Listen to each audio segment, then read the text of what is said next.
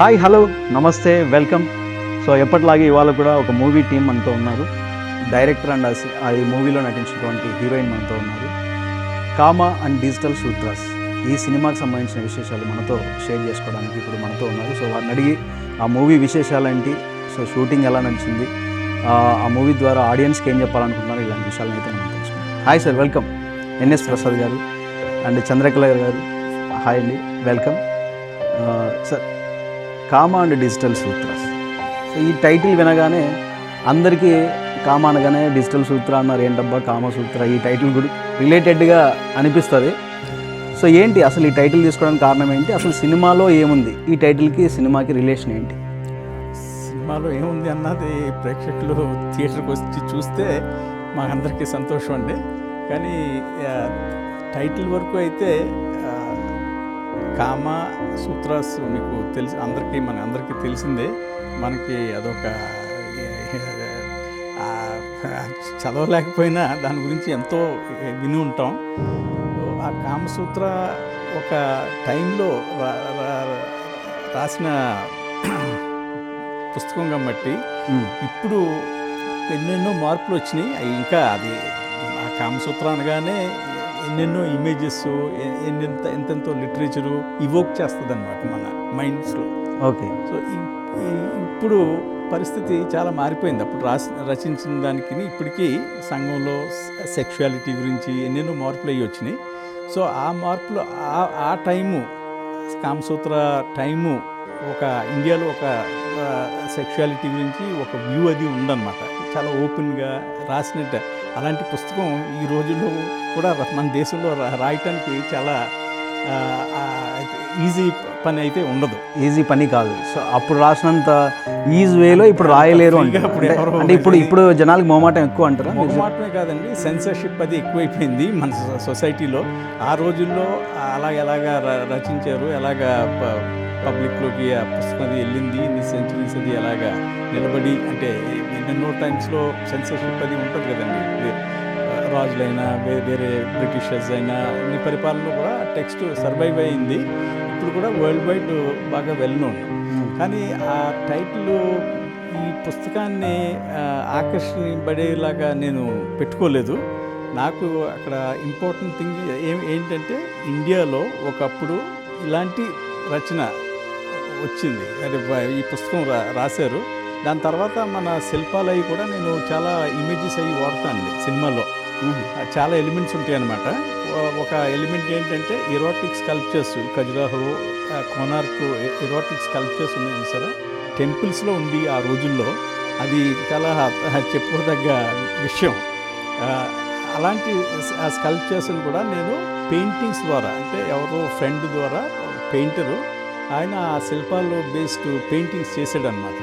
So అవి కూడా నేను వాడాను అనమాట సినిమాలో. ఓకే. సో అది కామసూత్రాలు, ఖజురాహో శిల్పాలు ఇవన్నీ ఒక ఎలిమెంట్ అనమాట. ఇంకోటి ఏంటంటే లిటరేచర్ ద్వారా మీకు పెయింటింగ్స్ ఉన్నాయి, స్కల్ప్చర్స్ ఉన్నాయి, లిటరేచర్ అంటే టెక్స్ట్ ఉంది, కామసూత్ర టెక్స్ట్ ఉంది. మూడోది ఏంటంటే కవిత్వం అన్నమాట. అంటే తర్వాత వచ్చిన కాళిదాస్ గారిది జయదేవ్ గారి గీత గోవిందం, కాళిదాస్ గారి మేఘదూతం, ఈ ఎలిమెంట్స్ కూడా నేను సినిమాలో వాడాను అనమాట. సో ఇవన్నీ కూడా ఈ classical elements, whether it's literature, poetry, ఒక sexual text about sexuality like Kamasutra, ఈ ఎలిమెంట్స్ అన్నీ నేను ఇంటర్వ్యూ చేసి, అది ఆ కామ అన్న దానికి ఇవన్నీ వర్తిస్తాయి అనమాట అండి. అదో సెగ్మెంట్ అనమాట. ఎందుకంటే మీకు ఈ క్లాసికల్ ట్రెడిషన్స్ ఇవన్నీ వచ్చేస్తాయి దాంట్లో. అది ఒక ఇండియాలో ఇలాంటి ఎరోటిక్ పోయిట్రీ రాసేవారు, ఇలాంటి శిల్పాలు చెక్కేవారు గుళ్ళో, ఇలాంటి పుస్తకాలు, కామసూత్ర లాంటి పుస్తకాలు ఒకప్పుడు మన దేశంలో రాసేవారు. ఇవన్నీ చూస్తుంటే వెన్ వి లుక్ బ్యాక్, ఇదంతా నిజమా? ఆ రోజుల్లో ఇలాంటివన్నీ ఎలా చేయగలిగారు?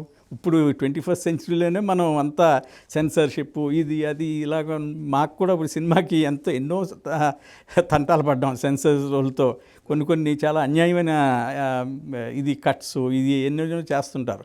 ఈ 21st సెంచరీలో ఉన్న సమస్యలప్పుడు అలాంటి ఎలా జరిగినాయి అన్నది ఒక లైన్ ఆఫ్ థింకింగ్ అనమాట. ఓకే. సో దాంట్లో ఒక క్యారెక్టర్ కూడా ఈ సినిమాలో చెప్తాడనమాట. మన జయదేవ్ గారు, కాళిదాస్ గారు ఈ టైంలో ఉండుంటే ఇలాగ అసలు రాసేవారా, రాసినా వాళ్ళని జైల్లో పాడేసేవారు అని ఒక డైలాగ్ కూడా ఉంటుందన్నమాట. సో ఈ రోజుల్లో అయితే ఇలా అది ఒకటి అనమాట అండి. ఇప్పుడు డిజిటల్ సూత్రాస్ అన్నది ఇప్పుడు ఈ 21st సెంచరీలో యంగ్స్టర్స్ ఇదంతా కాబట్టి మీరు డిజిటల్ సూత్రం అని పెట్టినట్టు డిజిటల్ సూత్రాస్ అన్నీ ఇప్పుడు మార్పులు ఎన్నెన్నో వచ్చేసినాయి కదండి. అక్కడంతా కొంచెం రొమాన్స్ అని, ఎన్నెన్నో ఎరోటిసిజం అని ఎన్నెన్నో ఉండి, ఇప్పుడు అంతా అసభ్యత కూడా బాగా నెట్ ద్వారా ఇది చాలా పెరిగిపోతుంది. సో ఈ ఎలిమెంట్స్ ఇప్పుడు ఈ కెమెరాస్ అని, టెక్నాలజీ అని ఎన్నెన్నో వాడుతున్నారు. అంటే ఆడవాళ్ళని ట్రాప్ చేయడానికి ఎన్నెన్నో మన ప్రైవేట్ లైఫ్స్ని పబ్లిక్లో పెట్టి మనని బ్లాక్మెయిల్ చేయడానికి ఎన్నెన్నో టెక్నాలజీ సెక్షువాలిటీ పాయింట్ ఆఫ్ వ్యూలో ఇదంతా కూడా సెక్స్ని ఎక్స్ప్లాయిట్ చేస్తామే కదా. అంటే బెదిరిస్తాం కానీ అసభ్యతగా ఎవరినో ఇప్పుడు ఆర్టిఫిషియల్ ఇంటెలిజెన్స్ ద్వారా ఫేస్లు అవి మార్చేసి ఎవరెవరినో పెట్టేసి అవన్నీ చేస్తున్నారు. సో ఇది కంటెంపరీ సిచ్యువేషన్ అనమాట అండి. సో ఆ క్లాసికల్ సమూహం అది అంటాం చూసారా, ఆ టైంలో ఇంకా కొంచెం నాస్టాలజిక్గా అమ్మ ఇదా ఇంత అందంగా ఉండేది, ఇంత అందంగా చిత్రీకరించేవారు, రాసేవారు, ఇవన్నీ ఒక మనకి ఒక కోరిక ఉంటుంది. అలాంటిది ఇప్పుడు కూడా ఉంటే బాగుంటుంది అన్న ఒక ఫ్రీడమ్తో ఆశిస్తుంటాం అనమాట. అది ఒక కళ అంతే, ఇప్పుడు జరగలేని పని కింద అనిపిస్తుంటుంది. రైట్. సో మొత్తానికి ఈ కామసూత్రాకి అడ్వాన్స్డ్ ఏమంటారు సెక్స్ ఎడ్యుకేషన్ని మీరు తీసిన కామ ద డిజిటల్ సూత్రాస్ అని చెప్తారా? సెక్స్ ఎడ్యుకేషన్ అని ఉండదండి. ఓకే. టైటిల్ ఒక విధంగా ఎందుకు వచ్చిందంటే అక్కడ ఒక క్యారెక్టర్, ఒక యంగ్స్టర్ ఒక పుస్తకం, నేను ఈ కామసూత్రాన్ని 21st సెంచరీకి అప్డేట్ చేస్తున్నానని ఒక సంభాషణ ఒక మంచి సీన్లో చెప్తాడనమాట. Okay okay. అప్పుడు కామసూత్రాలో ఎలాంటి ఇది మధ్య వ్యక్తులు ఉండేవారు, లవర్స్ మధ్యన, ఇప్పుడు ఇవన్నీ డేటింగ్ సైట్స్ అవి వచ్చినాయి, అప్పుడు కోర్టిజాన్స్ ఉండేవారు, ఇప్పుడు కాల్ గర్ల్స్ కల్చరు, ఇవన్నీ ఎన్నెన్నో చెప్తుంటాడు అనమాట. అవన్నీ నేను ఇప్పుడు అప్డేట్ చేస్తున్నాను, కంటెంపరీ 21st సెంచరీకి నేను అప్డేట్ చేస్తున్నాను కామసూత్రాన్ని. నా టైటిల్ ఆ బుక్, నేను రాసే బుక్ పేరు కామ అండ్ ద డిజిటల్ సూత్రాస్ అని మంచి గర్వంగా చెప్పుకుంటాడు అనమాట. రైట్.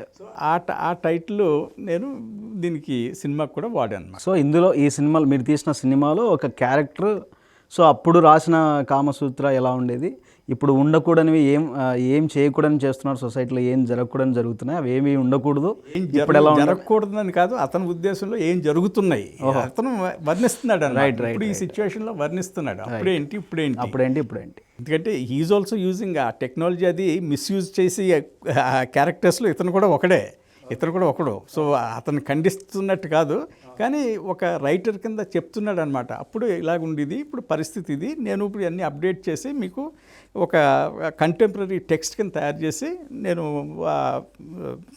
రీడర్స్కి అది నేను షేర్ చేయాలనుకుంటున్నాను అని చెప్తాడనమాట. సూపర్ అండి.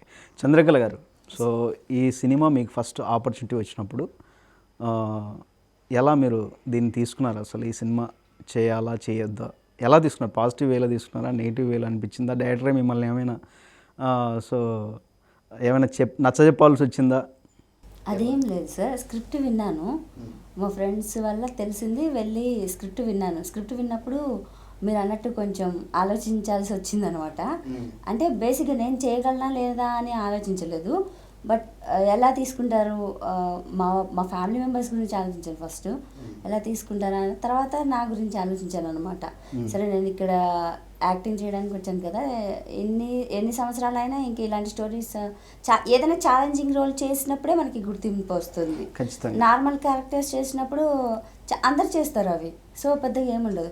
సో ఇది నాకు వచ్చిన ఛాలెంజ్, దీన్ని ఎందుకు వదులుకోవడము, చేసేయాలని గట్టిగా డిసైడ్ అయ్యాను అనమాట స్క్రిప్ట్స్ అది. సో మీ బ్రేవ్ని ప్రూవ్ చేసుకున్నారు. ఫస్ట్ సినిమా అనేది ఇంతకుముందు ఏమైనా చేశారు? అంతకుముందు చేశాను సార్, కానీ రిలీజ్ అవ్వడంలో ఇది ఫస్ట్ సినిమా. సో ఇది మీ ఫస్ట్ స్క్రీన్ మీద చూసుకోబోతున్న సినిమా, ఇది ఫస్ట్ మెయిన్ లీడ్గా. సో చేసిన తర్వాత ఎలా అనిపించింది సినిమాలో? మీరు చూసుకున్నారా సినిమాని? చూసుకున్నాను సార్. ఫైనల్గా సినిమా అయిపోయిన తర్వాత ఎలా అనిపించింది? ఆ స్క్రిప్ట్లో ఎలా అయితే చదివేటప్పుడు ఎలా అయితే బయటికి తీసుకొస్తారనుకున్నానో అలాగే ఉంది. అంటే ఎక్కడ అబ్బాయి ఈ సీన్ ఇలా ఉందే ఇట్లా అనడానికి లేదు. ఏ సీన్కి ఏది కావాలో అంతవరకు మాత్రమే చూపించారు అనమాట సార్. చాలా క్లీన్గా వచ్చింది అది. క్లీన్ అంటే ఎక్కడ నన్ను అబ్బాయి ఈ సీన్లో నేను ఇలా కనిపిస్తా అలా ఏం లేదు. ఓకే, పర్ఫెక్ట్గా ఉంది, ఆ సీన్కి తగ్గట్టు ఉంది, అలాగే ఉంది స్టోరీ. సో ఎక్కడ కూడా సీన్లు అంటే ఓవర్గా అనిపించలేదు, అన్నీ చూడదగ్గనే ఉన్నాయి. అంతే. సో సార్ మెయిన్గా మీ కామ ద డిజిటల్ సూత్ర సినిమా ఇది ఎలాంటి ఏజ్ గ్రూప్ ఆఫ్ పీపుల్స్కి బాగా యూజ్ అవుతుంది అంటే ఏం చెప్తారు? యూజ్ అని చెప్పనండి. ఒకటి ఏజ్ గ్రూప్ అన్నారు కాబట్టి ఇది అడల్ట్ సర్టిఫికేట్ ఇచ్చే సెన్సస్. సో దాని ఇంప్లికేషన్ ఏంటంటే 18 years అండ్ అబోవే చూడాలి. అది ఇంక దాంట్లో భ్రమరాత అనమాట, గీత గీసారు అంతే. 18+ సో యూ కెన్ కమ్ అనొచ్చు, ఎవరైనా 18+ చూడవచ్చు.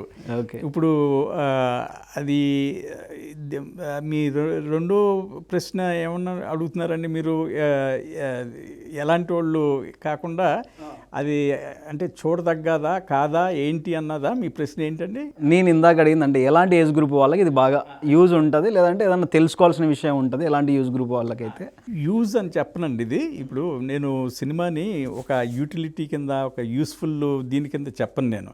అది ఒక ఏంటంటే మనలో అంటే కమర్షియల్గా అయితే ఒక ఎక్స్పీరియన్స్ ఎంజాయ్ చేయాలి, అంటే ఫిజికల్ ఎంజాయ్మెంట్ అనమాట. అంటే ఫిజికల్ అంటే సెన్సెస్కి ఇది అది పాటలని, డాన్స్లని, ఫైట్స్ అని, ఇవన్నీ అదొక కైండ్ ఆఫ్ ఎక్స్పీరియన్స్. ఇప్పుడు నాలాంటి వాడు తీసే సినిమా చాలా వేరే కైండ్ ఆఫ్ ఎక్స్పీరియన్స్ ఇవ్వటానికి నేనే ఆ జర్నీలో వెళ్ళి ఆ జర్నీని కనుమ వ్యూవర్స్తో షేర్ చేసుకోవాలని నా భావం అనమాట. ఓకే, నా జర్నీ ఏంటండి, ఒక విధంగా ఒక సెల్ఫ్ డిస్కవరీ అనమాట. సెల్ఫ్ డిస్కవరీ అంటే మన ఎక్స్పీరియన్సెస్ కొన్ని ఉంటాయి, ఇమాజినేటివ్ ఎక్స్పీరియన్సెస్ ఎన్నో ఉంటాయి. రచయితకి కానీ, ఒక ఫిల్మ్ డైరెక్టర్కి కానీ, ఒక పెయింటర్కి కానీ, తను ఉన్న ఆ ఊహా లోకం నుంచి బయటికి ఎలాగ తీసుకెళ్ళి దాన్ని ఏ పర్పస్తో ఎంత ఆర్టిస్టిక్గా కానీ లేకపోతే కమర్షియల్గా కానీ ఇవన్నీ చాయిసెస్ అప్పుడు వస్తాయి అన్నమాట. నా వరకు అయితే నేను చిన్న బడ్జెట్ ఇండిపెండెంట్ ఫిల్మ్ మేకర్ని. నేను ఈ స్టేజ్లో ఫిల్మ్స్ అవి తీస్తున్నానంటే నాకు ఒక స్ట్రాంగ్ డిజైర్ అనమాట. ఓ విధంగా చెప్పాలంటే సెల్ఫ్ ఎక్స్ప్రెషన్ అనుకోవచ్చు, ఒక ఆర్టిస్టిక్గా క్రియేటివ్ ఎండివర్ అని చెప్పొచ్చు. ఆ ఉద్దేశంతో నేను వెళ్తున్నప్పుడు ఎవరికో ఎడ్యుకేట్ చేయాలి, యూస్ఫుల్ ఉంటుందా అవన్నీ నాకు సంబంధం ఉండవు. సో ఉండొచ్చు, ఉండకపోవచ్చు, వాట్ ఎవర్ మేబీ. యూజ్ అయితే అది, కానీ సినిమా అన్నది యూజ్ అన్నది నేను ఆ కాన్సెప్టే నేను చెప్పాలనుకున్నది చెప్పాలి. అంటే ఒక ఆర్టిస్ట్, పెయింటరు పెయింట్ చేస్తాడు, దానికి యూజ్ ఏంటి, ఎవరు చూస్తారా చూడరా ఇవన్నీ తర్వాత ప్రశ్నలు. ఎవరైనా ఆ ప్యాషన్తో చేసినప్పుడు తన సాటిస్ఫాక్షన్ గురించి, తన డిస్కవరీ గురించి చేసుకుంటాడు. నేను కూడా సినిమా అలాగే, అది కమర్షియల్ ఎలిమెంట్స్ ఉండాలి, అది పెద్ద డబ్బు ఇన్వాల్వ్ అయిన ఈ ప్రాజెక్ట్స్ ఇవన్నీ ఆ కమర్షియల్ ఎలిమెంట్ నాకు తెలుసండి. ప్రొడ్యూసర్ కానీ మేము డబ్బు పోగొట్టుకున్న వాళ్ళు, అన్నీ బాధలు పడ్డవాళ్ళు అన్నీ మాకు తెలుసు. కానీ ఆ విషయాలు స్క్రిప్ట్ రాసినప్పుడు కానీ, ఫీల్డ్లోకి వెళ్ళి షూట్ చేసినప్పుడు కానీ, ఏ స్టేజ్లో కూడా నేను అక్కడ కాంప్రమైజ్ అవ్వకుండా నేనైతే ఎలా ఊహించుకున్నాను, ఎలాగ క్రియేటివ్గా నేను అవుట్పుట్ ఇవ్వాలనుకున్నాను, ఆ పాత్రలోనే నేను వెళ్తాను. జనానికి నచ్చితే నా అదృష్టం అనుకుంటాను, నచ్చకపోతే నా దురదృష్టం అనుకుంటాను. నెక్స్ట్ సినిమా ఇప్పుడు 10 సంవత్సరాలు పట్టింది, వచ్చేసారి బతుకుంటే 15 సంవత్సరాలు పడుతుందేమో అని నేను కన్సోల్ చేసుకుంటాను అనమాట అండి. ఓకే, సరే, ఏదేమైనా దేవుడి నిర్ణయం అండి. ఇంకో విషయం ఏంటంటే, సో ఇప్పుడు జనరేషన్ ఎలా ఉందనేది మీరు చెప్పారు కదా. సో ఇప్పుడు ఈ జనరేషన్లో చూసి అప్పుడు విషయాలు తెలుసుకోవాల్సిన అవసరం అమ్మాయిలకు ఉందా, అబ్బాయిలకు ఉందా? అప్పుడు విషయాలు అన్నది ఇప్పుడు ప్రజెంట్ జనరేషన్కే కదండి, మామూలుగా చాలామందికి మనకు కూడా ఒక కల్చరల్ ట్రెడిషన్ నుంచి వీఆర్ బీయింగ్ కట్ ఆఫ్ అనమాట. ఈ బాగా ఇన్ఫ్లుయెన్సెస్, ఈ టెక్నాలజికల్ ఇన్నోవేషన్స్ ఇవన్నీ వచ్చి మనకున్న సాంప్రదాయాలన్నీ చాలా వరకు మర్చిపోయాం కూడా. ఇప్పుడు కాళిదాసు గురించి నేను కవిత్వాలు అవి వినిపించాను అక్కడ, క్యారెక్టర్స్ ద్వారా మేఘదూతం నుంచి అది కవిత్వాలు అది వినిపించాను. అలాగే అభిజ్ఞాన శకుంతలం నుంచి కొన్ని వర్సెస్ చిన్నగా వినిపించాను. గీత గోవిందం నుంచి కూడా పోయిటరీ క్యారెక్టర్ మీద అది వినిపించాను అనమాట. ఇప్పుడు ఇలాంటి కవిత్వాలు, సీరియస్ లిటరేచరు ఈ తీసుకున్నప్పుడు ఇలా ఏ ఫిల్మ్కైనా చాలా పెద్ద రిస్క్ అనమాట అండి. ఎందుకంటే యంగ్స్టర్స్కి ఆ టచ్ లేదు ఇలాంటి కల్చర్తోని. చాలామంది ఆ తెలుగులో సంస్కృతం అయినా తెలుగులో అనువాదం చేసి వినిపించినప్పుడు చాలామందికి అర్థం కాదనమాట, కంటెంట్ ఏంటో అర్థం కాదు. అందుకని ఈ ప్రింట్ కూడా సబ్ టైటిల్ ప్రింట్నే మేము అన్ని సెంటర్స్లో సబ్ టైటిల్ ప్రింట్ చూపిస్తున్నాం అనమాట. మూవీ తెలుగులో ఉంటుంది, ఇంగ్లీష్ సబ్ టైటిల్ ఎంచేత అందరికీ కాదు, నాలాంటి వాళ్ళకి కూడా. ఎందుకంటే కొన్ని రీజన్స్ వల్ల చాలామంది మనం ఇంగ్లీష్ స్కూల్స్లో చదివాము ఎన్నెన్నో. సో లాంగ్వేజ్ వైజ్ కూడా వీఆర్ కట్ ఆఫ్ అనమాట అండి. అవునవును. సో నిజం చెప్పాలంటే నేను కూడా నాకు తెలుగులో కంటే ఇంగ్లీష్లో ఎక్స్ప్రెస్ చేసుకోగలను బాగా. కానీ ఇక్కడ నేను ఇంగ్లీష్లో ఈ కవిత్వాలు అది చదివి నాకు బాగా ఇష్టంగా ఉన్నాయని ఒక తెలుగు కవితో కూర్చుని ఆయనతో అన్ని అనువాదం చేయించి ఎన్నెన్నో తాపత్రయాలు పడ్డాం. ఆయన ఎంతో టైం తీసుకున్నారు, నేను ప్రతిదీ నాకు ఉన్న లిమిటేషన్స్లో అన్నీ నేను చదువుకుని బాగా ఉన్నాయా లేదా, బాగా అనిపిస్తుందా లేదా, ఆ కవి గారి చేస్తే మళ్ళీ ఈ రెసిటేషన్ కూడా చేంజ్ చేయండి. ఆ వాయిస్ అది చాలా గంభీరంగా బాగుంటుంది అది ఇది అని. సో ఈ అవుట్ ఆఫ్ ది వే వెళ్ళటానికి నాకున్న లాంగ్వేజ్ లిమిటేషన్స్తో ఒక ఛాలెంజ్ కింద తీసుకున్నాను అనమాట. నాకు తెలీదు, నాకు కొన్ని రీజన్స్ వల్ల నాలాగే ఎంతోమంది ఉన్నారు, కానీ దీంట్లో ఇన్ని అందాలు ఉన్నాయి, ఇంత చెప్పదగ్గదే చూడదగ్గవి ఉన్నాయి. అవి ఇప్పుడు ఈ ఆడియన్స్ అంతా వేరే ట్రాక్లో అది వెళ్తున్నారు, వాడికి అన్నీ నచ్చుతాయి, ఓకే. కానీ ఈ కూడా ఉన్నాయి, ఈ కూడా మన పార్ట్ ఆఫ్ ఆ ట్రెడిషను, మన సాంప్రదాయం అన్నది ఒకసారి చూపిస్తే ఎలా రియాక్ట్ అవుతారు అన్న నాకు ఒక కోరిక అనమాట. రైట్. సో ఎంతో ప్రాబ్లమాటిక్ అయిన ప్రాసెస్, చాలా కాంప్లికేటెడ్ ప్రాసెస్ ఇవన్నీ బయటికి తీసుకురావడం. తర్వాత రిస్క్, తెర మీద వినిపిస్తున్నాం, అది ఎలాగ రియాక్ట్ అవుతారు యంగ్స్టర్స్, అది నచ్చకపోతే స్లో, లేకపోతే ఏంటి చెప్తున్నారు, ఏంటి కవిత్వం, ఇవన్నీ ఏంటి అన్న అది అలాగా తీసి పాడేసి కొంతమంది ఉండొచ్చు. కానీ చాలామందికి మాత్రం ఆ క్యూరియాసిటీ కూడా ఉంటుంది అనమాట. అంటే అది మిస్ అవుతున్నారు. ఇప్పుడు నేను కొన్ని వ్యూవర్స్ మీద అది వినిపించినప్పుడు చదువు లేని వాళ్ళు కూడా ఈ పద్యాలు అది చాలా బాగున్నాయి అంటున్నారు. వాళ్ళకి తెలుగే సరిగ్గా తెలీదు, నాకు సరిగ్గా తెలియతే నేను ఒప్పుకున్నాను. అలాగే మొత్తం చదువు రాని వాళ్ళు కూడా ఆ పద్యాలు వింటున్నప్పుడు అబ్బా ఇది చాలా బాగున్నాయండి, చాలా బాగున్నాయి.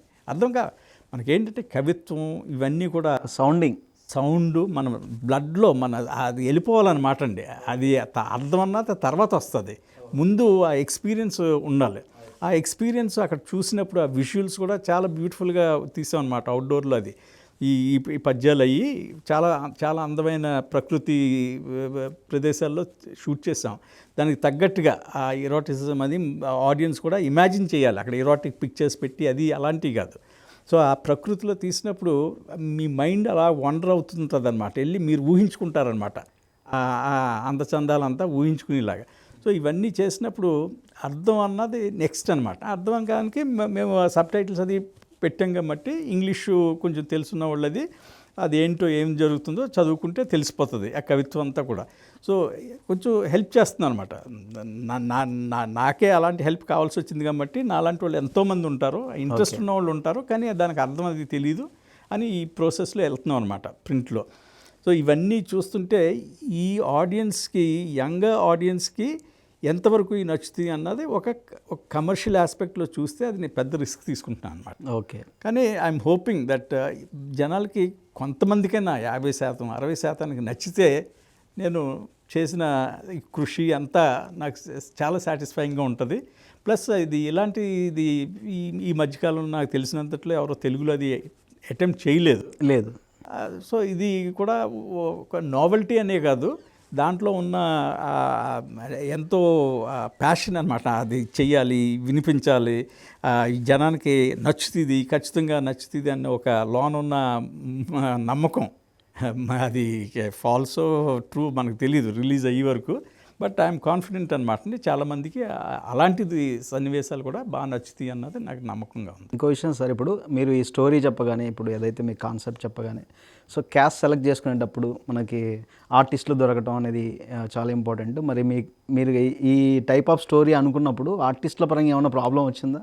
లేదండి, అంటే మెయిన్ ఇక్కడ ప్రాబ్లం ఏంటంటే చంద్రకళ గారు, స్క్రీన్ పేరు చిన్ని అని పిలుస్తాం, ఆ క్యారెక్టర్కే బాగా ఇద్దరు నిజం చెప్పాలంటే ఇద్దరు 2 క్యారెక్టర్స్ ఫీమేల్ క్యారెక్టర్. మనకి ప్రాబ్లం ఎక్కడ వస్తుందండి, మేల్ క్యారెక్టర్స్ అలాంటి సంకోచాలు అవి ఉండవు.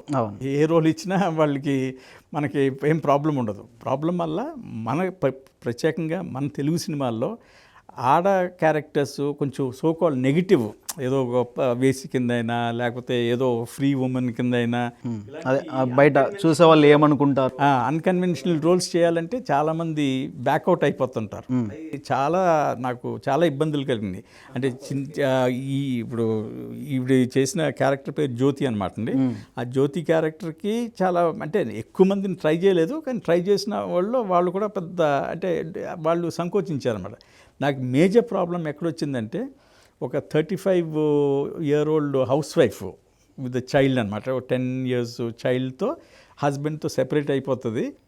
ఆవిడ క్యారెక్టర్ ఏంటంటే హస్బెండ్తో సెపరేట్గా ఉంటుంది, కోర్టు కేసులు ఏవో జరుగుతున్నాయి వాళ్ళిద్దరి మధ్య, భార్యాభర్తల మధ్యన, కూతురుతో ఉంటుంది. ఆవిడని ఒక టెనెంట్, ఒక యంగ్స్టర్ సెడ్యూస్ చేయడానికి ప్రయత్నిస్తున్నాడు అనమాట. ఎలాగా తను ఈవిడ ఫోన్ అది హ్యాక్ చేసి మెసేజ్లు, రొమాంటిక్ మెసేజెస్, ఇరోటిక్ కంటెంట్ ఎంత పంపుతూ మొదలు పెడుతుంటాడు అనమాట. నాకు కావాల్సింది ఏంటి, ఆర్టిస్టు ఈ లెటర్స్ మీద రియాక్ట్ కావాలంతే. వాయిస్ ఓవర్ ద్వారా వినిపిస్తున్నాం, చాలా రొమాంటిక్గా ఉంటాయి, చాలా పోయిటిక్గా ఉంటుంది ఆ లెటర్స్ కూడా. సో అలాంటి కంటెంట్ మీద ఆవిడ ఏమీ చేయక్కర్లేదు, కూర్చుంటాం, ఆ రియాక్షన్స్ చూపిస్తాం, ఆ లోన్ ఉన్న కోరికలు మెల్లిగా బయటికి రావాలి. వచ్చి ఫైనల్గా ఆవిడ కూడా అలాంటి రొమాంటిక్ లెటరు ఎవరికో తెలియని వ్యక్తికి పంపించాలన్నమాట. ఇదంతా నెట్లో జరిగి ఒకళ్ళనొకళ్ళు ప్రేరేపించుకోవటం, ఒకళ్ళ నుండి ఇంకొకళ్ళు ప్రేరేపితం అవుతాం అంతా లాంగ్ అంటే ఆవిడ ఎవరో తెలియదు ఈ వ్యక్తి, ఎంతో అనానిమస్గా అవుతుంటాయి కదండి మనకి. అవును, అదే లెటర్స్ ఇవన్నీ వస్తుంటాయి కదా, ఎవరో తెలియదు మనకి. అలాంటి తెలియని వ్యక్తులు ఇద్దరు, ఒకరు ట్రాప్ చేయడానికి ప్రయత్నిస్తున్నాడు, ఒక ఆవిడకి నిజమైన కోరికలు కూడా బయటకు వస్తున్నాయి. ఎందుకంటే ఆవిడ డొమెస్టిక్ లైఫ్ అది అంత హ్యాపీ కాదు కాబట్టి. సో ఆ సెక్షువల్ డిజైర్స్ ఆ ఏజ్లో అది ఆవిడకి కూడా ఉంటాయి. ఆ క్యారెక్టర్ చేయటానికి ఎంతోమంది వచ్చారు. ఇలాగ లెటర్స్ ఏమీ ఉండదు, మీరు ఏం చేయక్కర్లేదు, అలా కూర్చుంటమే. అప్పుడప్పుడు ఏదో ఫోన్ పట్టుకుంటాం, ఆ ఫోన్ నుంచి వినటం, మీ ఎక్స్ప్రెషన్స్ ద్వారా మీలో ఉన్న ఫ్రస్ట్రేషను, మీలో ఉన్న ఆ డిజైర్స్ ఎక్స్ప్రెస్ చేయాలంతే. చాలామంది రిస్క్ తీసుకోలేదన్నమాట. ఏమి ఎక్స్పోజర్ అది ఏం లేదు, అసలు ఏమి ఉండదు.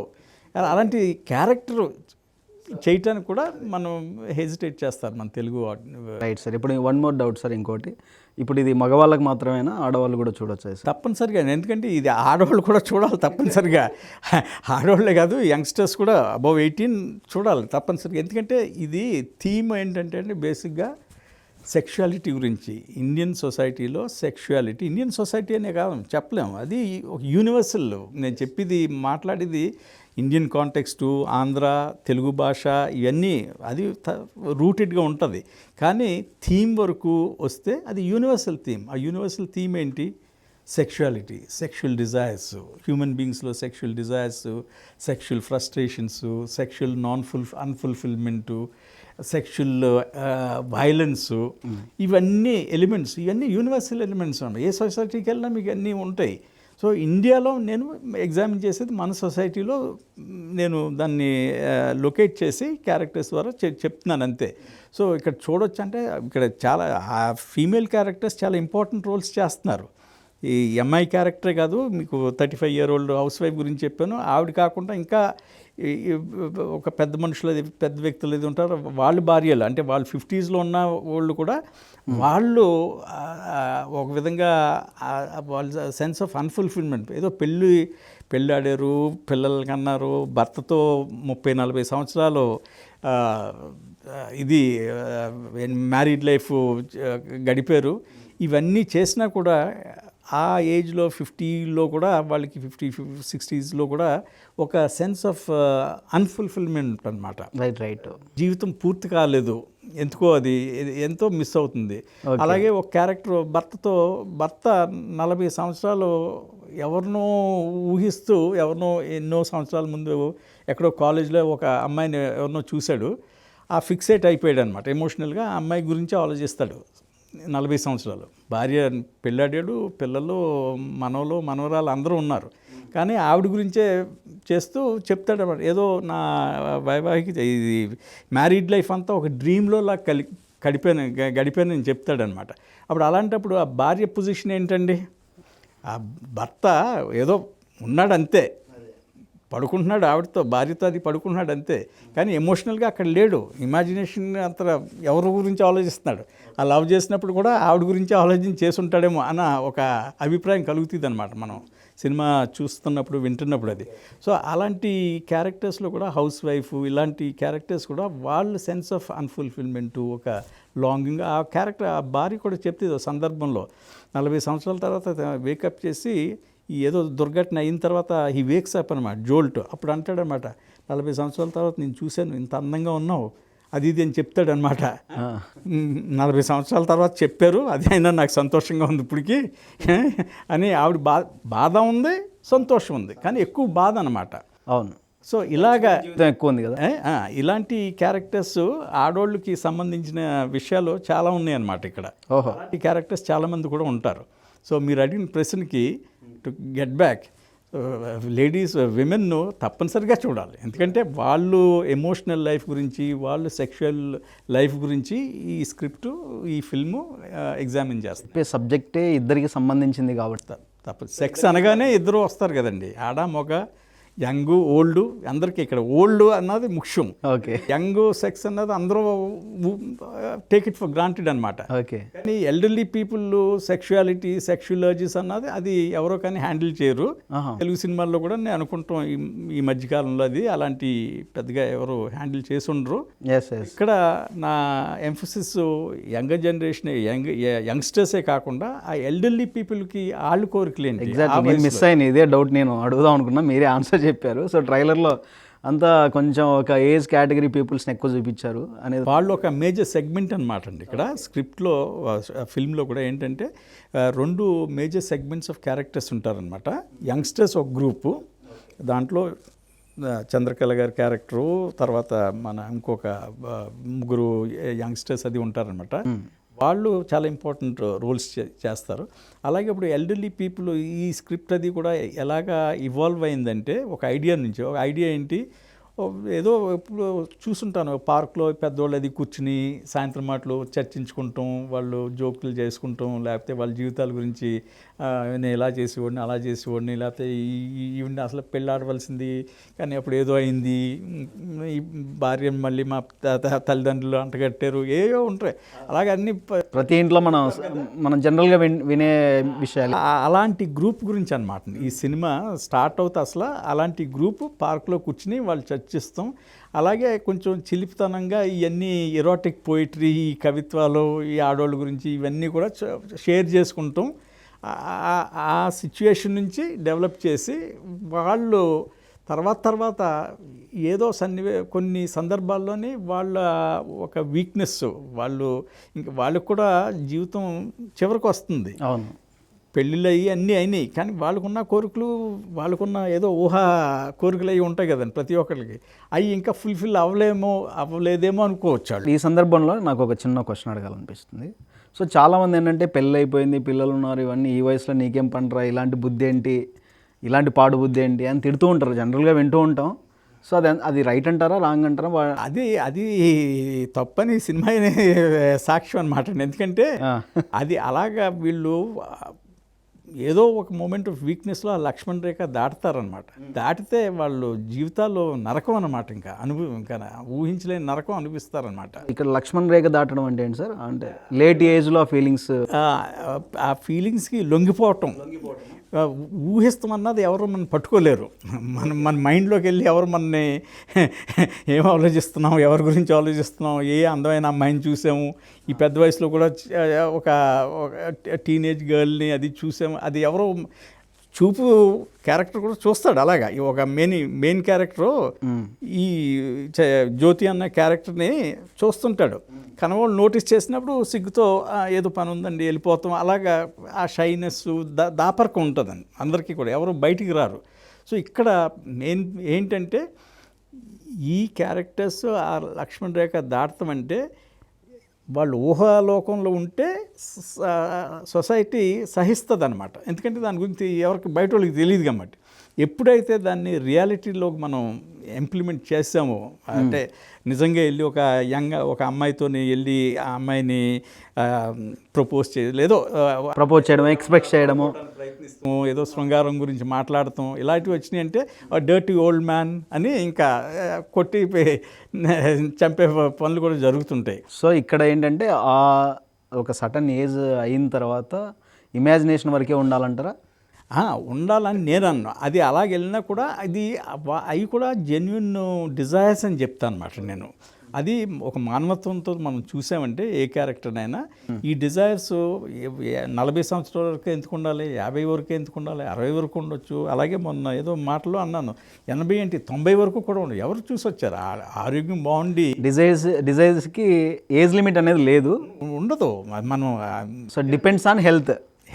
అది mental and emotional and physical కండిషన్సే కదండి. ఏ ఏజ్లో ఉన్నవాళ్ళు ఇప్పుడు మనం అస్తమాటు చదువుతుంటాం. ఎవరో 90 year old మ్యాన్ అదర్ సొసైటీస్లో, ఎస్పెషలీ వెస్ట్రన్ సొసైటీస్లో అది 80 year old man has married 30 year old women అని ప్రతి అన్నీ జరిగియే. వాళ్ళు ఏంటంటే బాగా డబ్బు ఉన్నవాళ్ళు, వాళ్ళు ఇండల్ చేయగలరు. చాలామంది ఆ వయసులో ఇండియాలో ఉంటే బాగా డబ్బు ఉంటే కానీ ఎవరో వంక చూడ ఆ ముసలోడు కదా నడిచి వెళ్ళిపోతారు.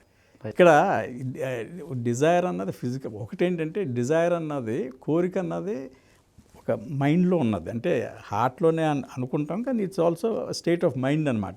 సో హెల్తీగా ఉండి వాళ్ళకి ఆ ప్యాషను, ఆ డిజైరు, ఆ ఎక్స్ప్లోరేటరీ అంటే సెక్షువాలిటీ అనే కాదు, ఏ విధంగా కూడా. కొంతమంది ప్రపంచం అంతా చూడాలనుకుంటారు 80 సంవత్సరాలు ఉన్నప్పుడు, వాళ్ళకి ఆ ట్రావెల్ అర్జ్ ఉంటుంది. కొంతమందికి ఆ సెక్షువల్ డిజైర్ ఉండదు. ఎన్నెన్నో డిజైర్స్ ఉంటాయి మనుషులకి.